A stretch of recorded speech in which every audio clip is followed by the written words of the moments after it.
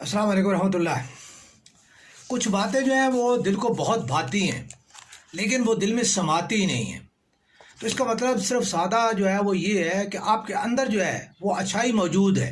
आप एक अच्छे इंसान ज़रूर हैं, लेकिन आपके अंदर जो है वो अच्छाई के ऊपर जो अमल करने की जो ताकत है, जो हिम्मत है, वो नहीं है।